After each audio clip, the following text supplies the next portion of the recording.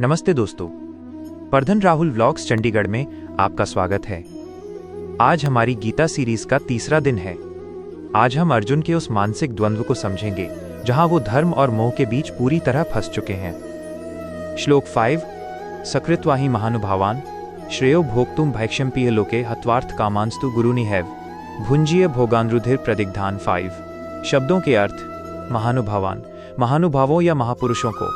श्रेयो, कल्याणकारी या श्रेष्ठ। भैक्ष्यम, भीख मांगकर। हत्वा, मारकर। रुधिर प्रदिग्धान, रक्त खून से सने हुए। सरल अनुवाद। अर्जुन कहते हैं, ऐसे महानुभावों जो मेरे गुरुजन हैं, उन्हें मारकर जीने से तो कहीं बेहतर ये है कि मैं इस संसार में भीख मांगकर अपना जीवन निर्वाह करूं।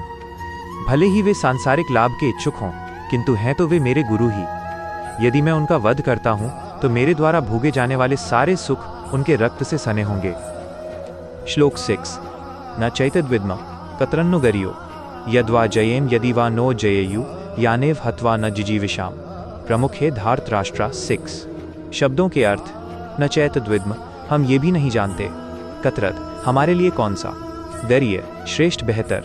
जिजीविषाम, जीने की इच्छा। धार्तराष्ट्रा, धृतराष्ट्र के पुत्र कौरव। सरल अनुवाद। हम ये भी नहीं जानते कि हमारे लिए क्या बेहतर है, उन्हें जीतना या उनके द्वारा जीते जाना। यदि हम धृतराष्ट्र के पुत्रों का वध कर देते हैं तो हम स्वयं जीना नहीं चाहेंगे, फिर भी वे युद्ध भूमि में हमारे सामने खड़े हैं। अर्जुन की दुविधा का विश्लेषण। इस श्लोक में अर्जुन की करुणा और भ्रम अपने चरम पर है। वह भीष्म पितामह और द्रोणाचार्य को महानुभाव कह रहे हैं।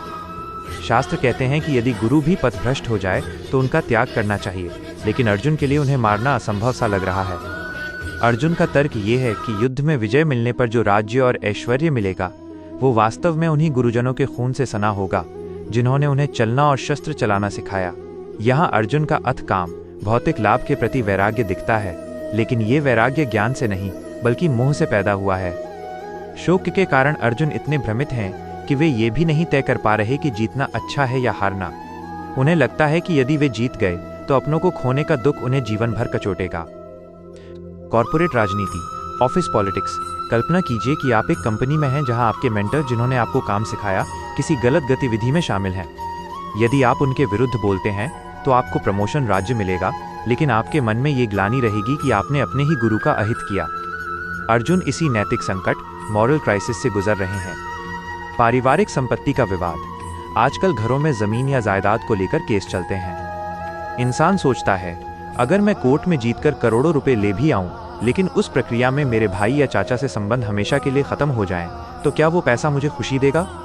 अर्जुन का रक्त से सने भोग का अर्थ यही मानसिक अशांति है। साथियों, इन श्लोकों से हमें ये समझ आता है कि जब हम भावनाओं में बह जाते हैं तो हमारी निर्णय लेने की शक्ति खत्म हो जाती है। अर्जुन को लग रहा है कि वो दयालु बन रहे हैं, जबकि वास्तव में वो अपने कर्तव्य से भाग रहे हैं।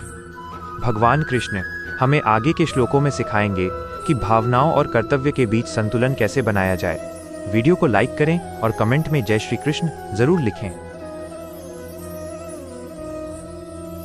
यदा यदा हि धर्मस्य, जब जब धर्म की हानि होती है, ग्लानिर्भवति भारत, तब तब मैं आता हूँ।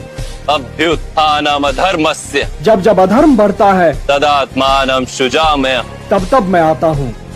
परित्राणाय साधूनां, सज्जन लोगों की रक्षा के लिए मैं आता हूँ। विनाशाय च दुष्कृतां, दुष्टों का विनाश करने के लिए मैं आता हूँ। धर्म संस्थापनार्थाय, धर्म की स्थापना के लिए मैं आता हूँ। संभवामि युगे युगे, और युग युग में जन्म लेता हूँ।